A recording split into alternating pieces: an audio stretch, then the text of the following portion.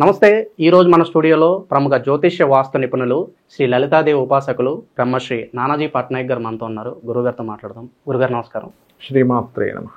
గురుగారు, శ్రీ విశ్వావసు నామ సంవత్సరంలో తులారాశి వారికి ఎలా ఉండబోతుంది? ఆదాయం, వ్యయం, రాజపూజ్యం, అవమానం, ఓవరాల్గా సంవత్సరం అంతా వీళ్ళకి ఎలా ఉండబోతుంది గురుగారు? చాలా చక్కగా అడిగారండి. ఈ విషయాలు చెప్తుంది నేనైనప్పటికీ కూడా చెప్పిస్తున్న సాక్షాత్ లలిత అమ్మవారిగా భావిస్తూ ఈ యొక్క లగ్నము లేదా రాశి వారి కనుక చూసుకున్నట్లయితే వీళ్ళకి ఆదాయం 11 అండి, వ్యయం 5. కాబట్టి ఆదాయము వ్యయము కొంతవరకు కొంచెం బ్యాలెన్స్డ్గానే ఉంది. ఇక రాజపూజ్య అవమానం 2-2గానే ఉంది. కాబట్టి వీళ్ళు ఎక్కువగా పెంచుకోవాల్సిన ఏమిటి అంటే రాజ్యపూజ్యాన్ని పెంచుకోవాలి. ఎవరి జన్మజాతకంలో అయినా రాజ్యపూజ్యం పెరగాలి అంటే రాజ్యపూజ్యం కూడా మనకి ఇచ్చే గౌరవం, అది మనం చేసే వృత్తి, మనం చేసే పనులు బట్టి ఉంటుంది. సో ఈ తులాలగ్నం వారికి వృత్తికారకుడు దశమాధిపతి చంద్రుడు అవుతాడు. సో చంద్రబలం పెరిగితే ఆటోమేటిక్గా రాజ్యపూజ్యం పెరుగుతుంది. ఈ చంద్రబలం పెరగాలి అంటే వీళ్ళు ఎక్కువ మెడిటేషన్ చేయాలి. ఎంత మెడిటేషన్ చేస్తూ, చంద్రగ్రహం దగ్గర ఎంత దీపారాధన చేస్తూ, అన్నదానాలు ఎంత చేస్తూ ఉంటే రాజ్యపూజ్యం ఖచ్చితంగా వీళ్ళకి పెరిగి తీరుతుంది, అందులో సందేహం లేదు. అప్పుడు ఆటోమేటిక్గా మనం అయ్యో మనకి ఈ సంవత్సరం 2 ఉందని భయపడాల్సిన పని లేదు, ఆటోమేటిక్గా పెరుగుతుంది.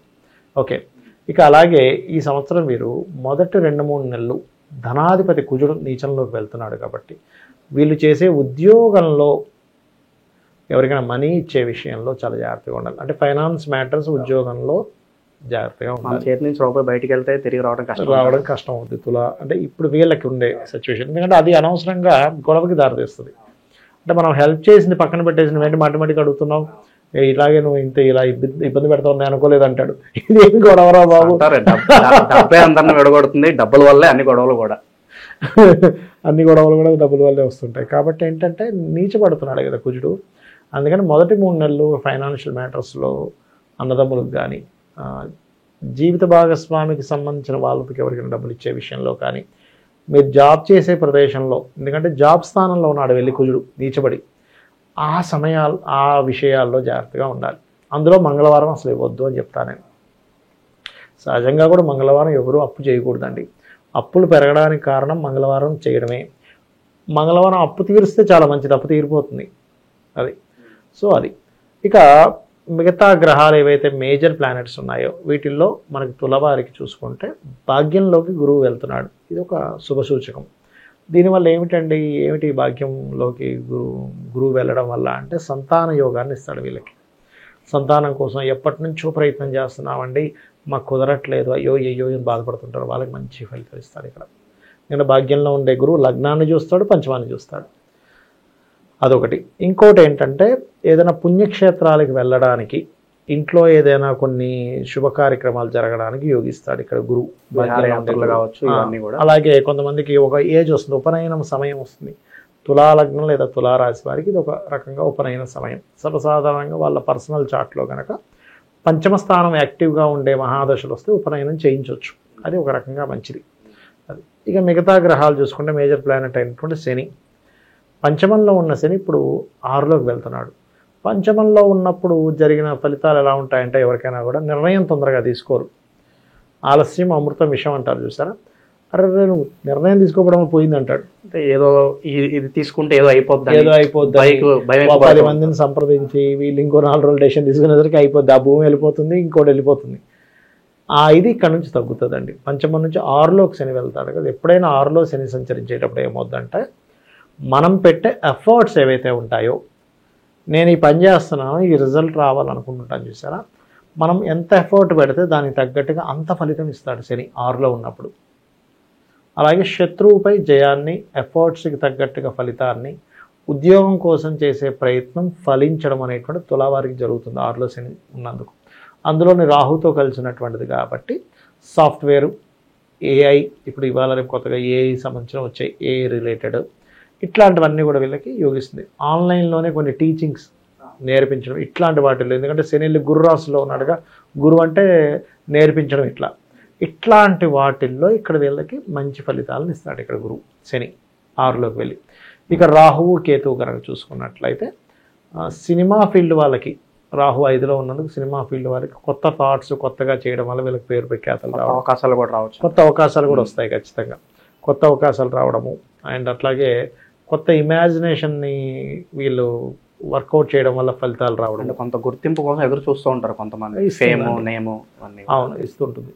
కొంతమంది గోస్ట్ రైటర్స్ ఉంటారు, గుర్తింపు ఉండదు. అట్లాంటి వాళ్ళకి కొంతవరకు వాళ్ళు బయటికి రావడం ఇట్లాంటివన్నీ ఉంటాయి. అలాగే ఈ కేతువు ఎప్పుడైతే వీళ్ళకి 11లోకి వెళ్తున్నాడు, గతంలో చేసిన ఇన్వెస్ట్మెంట్స్ ఆగి బ్లాక్ అయిపోయినవి ఇప్పుడు ఫ్రీ అవుతాయండి వీళ్ళకి. ఎందుకంటే 12లో ఉండే కేతు 11లోకి మారుతున్నాడుగా, అందుకని అటువంటిది ఇస్తాడు. అండ్ అలాగే ఈ తులవారికి ఇంకోటి ఏంటంటే 5వ స్థానంలో రాహు ఉన్నప్పుడు కొంతమంది కొన్ని సాధనలు చేస్తుంటారు. అంటే ఎక్కువగా వామాచార కౌలాచార పద్ధతుల్లో దశ మహావిద్యల్లో కానీ ఇలాంటి సాధనలు వాళ్ళకి ముఖ్యంగా బాగా యోగిస్తుందండి పంచమరాహు ఉన్నప్పుడు. అంటే కొన్ని దర్శనాలు జరగడం ఇట్లాంటివన్నీ కూడా జరుగుతాయి వీరికి. అది ఇక ఆరోగ్యపరంగా ఎలా ఉండబోతుంది గురుగారు వీళ్ళకి? ఆరోగ్యపరంగా చూసుకుంటే 4వ అధిపతి 5వ అధిపతి 6లో ఉన్నాడు. సో పెద్ద అనారోగ్య సమస్యలు ఏమి కాదు, కానీ కొంచెం కాళ్ళ కిందని కొంచెం నొప్పి రావడం, అండ్ అలాగే మరొకటి ఏంటంటే మోకాళ్ళు నొప్పి రావడం, ఇట్లాంటివి కొన్ని చిన్నవి ఇస్తాయి. పెద్ద ఇబ్బంది ఏమి ఉండదు. ఎందుకంటే శని 4, 5వ అధిపతి 6లో ఉన్నాడుగా, 6వ స్థానం రుణరోగ శత్రు స్థానం కాబట్టి అది ఇస్తుంది. అండ్ అలాగే మరొకటి ఏంటంటే వీళ్ళకి పంచమరాహు అవడం వల్ల కూడా కొంచెం ఏమవుతుంటుందంటే ఏమీ లేకపోయినా ఏదో ఉందేమో ఒక భ్రమ కలిగిస్తూ ఉంటుంది. రాహు ఎప్పుడు భ్రమకారకుడు. ఏముండదు అక్కడ, అసలు చెకప్ చేయించుకుంటే ఏముండదు, అసలు ఏమీ లేదు, భ్రమ అంటుంటారు. క్యాన్సర్ వచ్చేద్దామని చెప్పి భయపడుతూ ఉంటారు. ఊహా ప్రపంచం. కానీ ఒకటే గుర్తుపెట్టుకోవాలండి, ఎవరైనా సరే ఎంత పెద్ద జబ్బు ఉన్నా ఒకటే చెప్తానండి, ఎవరికైనా సరే మీరు భోజనం చేసేటప్పుడు ఒక 7 సార్లు శ్రీమాత్రే నమః అని అనుకొని అన్నం తింటున్న ప్రతి మెతుకు తినేటప్పుడు క్రీం అచ్యుత అనంత గోవింద అనుకుంటూ తిన్నట్లయితే మీరు తిన్నటువంటి భోజనం ఔషధంగా మారుతుంది. ఇది శాస్త్రం. రెండవది, ఎటువంటి జబ్బున్నా లలితా సహస్రనామాల్లో ఒక నామం ఉంటుంది.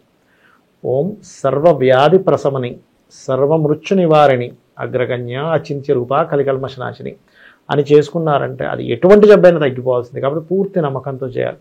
ఏమిటంటే నమ్మకం లేకుండా చేస్తాను అంటే ఒకటే, భగవంతుడికి ఒక సూత్రం ఉంది ఏంటంటే, మనం నమ్మి చేసినప్పుడు భగవంతుడు ఏంటంటే అయ్యో నన్ను నమ్మాడు కదా, నమ్మకం అనే ఒక ధర్మానికి కట్టుబడి ఉంటాడు భగవంతుడు. అరే నన్ను నమ్మాడే, మనకు మంచి ఫ్రెండ్ ఉన్నాడు, నమ్మేమనుకుంటారు, అరే నన్ను నమ్ముకున్నాడు రా వాడికి హెల్ప్ చేయాలంటాం. అంటే ఒక మంచి మనిషి నమ్ముకుంటేనే హెల్ప్ చేస్తాడు, మంచి మనిషి అయితే. నేను అనేది అందరి విషయం కాదు. కొంతమంది ఉంటారు జెన్యూన్గా ఉంటారు, అరే నన్ను నమ్మాడు, ఇవాళ వస్తానని చెప్పాను, నమ్మాడు, నేను వెళ్ళాల్సిందే అంటాం. అట్లాగే భగవంతుడు మరి అతని క్యారెక్టర్ ఎలా ఉంటుందంటే, భగవంతుడు మనం నమ్మామంటే అరే నమ్మకానికి నేను ఉండాలిగా. సో పూజకి ప్రతిఫలం దక్కాలంటే నమ్మకం విశ్వాసం రెండు విశ్వాసము ఫలాపేక్షరహితంగా పూజ చేయడం, ఫలం ఆశించకుండా పూజ చేయాలి. భగవద్గీతలో మీరు పత్రమైనను పుష్పమైనను ఫలమైనను ఉదకమైనను ఫలాపేక్షరహితంగా ఎవరైతే నాకు సమర్పిస్తున్నారో వాటిని నేను స్వీకరిస్తున్నాను అంటాడు. కాబట్టి ఇది ప్రధానం అండి పూజలో, అది చేయాలి ఖచ్చితంగా. నేను చెప్పిన ఈ మంత్రం ఎటువంటి జబ్బులున్నా తొలగిపోతాయి. అది ఇక చివరిగా గురుగారు, విద్యార్థులు, నిరుద్యోగులు, వ్యాపారస్తులు వీళ్ళకి ఎలా ఉండబోతుంది? వ్యాపారస్తులకి ఒక యూనిక్నెస్, ఏదో ఒక కొత్త ప్రోడక్ట్ని తీసుకురావడం, వాటి వల్ల పేరు రావడాలు ఉంటాయి. కాకపోతే కొన్ని వ్యాపారాలు మార్చుకుంటారు వ్యాపారస్తులు. అందులో ముఖ్యంగా మెడికల్ రంగాల్లో ఉండే వ్యాపారస్తులు కొన్ని మార్పులు చేర్పులు చేసుకుంటారు. హాస్పిటల్స్ మెడికల్ రంగాల్లో ఉండేటువంటి వారు. ఉద్యోగస్తుల విషయం కనుక చూసుకుంటే మొదటి 3 నెలలు కొంచెం కుజుడు దశమంలో ఉన్నాడు కాబట్టి కొంత స్ట్రెస్ ఉంటుంది. ఆఫ్టర్ దట్ బాగుంటుంది, కంగారేం పడక్కర్లేదు. ఇక గురుగారు, ఈ సంవత్సరం అంతా దైవారాధన విషయంలో ఏ దేవుడికి ఎక్కువగా పూజిస్తే మంచిది అంటారు వీళ్ళు? సహజంగా వీళ్ళు కాళికా అమ్మవారిని ఎక్కువ ఆరాధించాలండి. కాళికా అమ్మవారిని కానీ కాలభైరవుని కానీ. వీటితో పాటు ఈ సంవత్సరం జూన్ నుంచి రాహు పంచమంలోకి వస్తున్నాడు కాబట్టి ఉపాసనా స్థానం అంటారు పంచమ స్థానాన్ని. ఓం దుమ్ దుర్గాయ నమః. దీనివల్ల ఏమవుతుందంటే భ్రమ నుంచి ఫస్ట్ బయటపడతాడు మనిషి. ఇప్పుడు చాలా విషయాలకు మనకు బాధ కలగడానికి కారణం ఏంటంటే ఏదో అయిపోతుందని భయం. ఈ రోజులన్నీ ఏదో అయిపోతుందని దాంతోనే గడిపేస్తాడు మనిషి, అసలు అక్కడ ఏమీ జరగదు. దాని నుంచి బయటపడేస్తుంది అమ్మవారు. ప్రజెంట్లో బతకడం మానేశాడు మనిషి అనేవాడు. అసలు సంతోషం లేకపోవడానికి కారణం అదండి. ప్రజెంట్లో ఉండట్లే, పాస్ట్లోనూ లేదా ఫ్యూచర్లోనూ ఉంటున్నాడు. అది మొత్తానికి రాసి వాళ్ళకి కొత్త సంవత్సరం అంతా మంచి జరగాలని కోరుకుందాం గురుగారు. ధన్యవాదాలు. శ్రీమాత్రే నమః.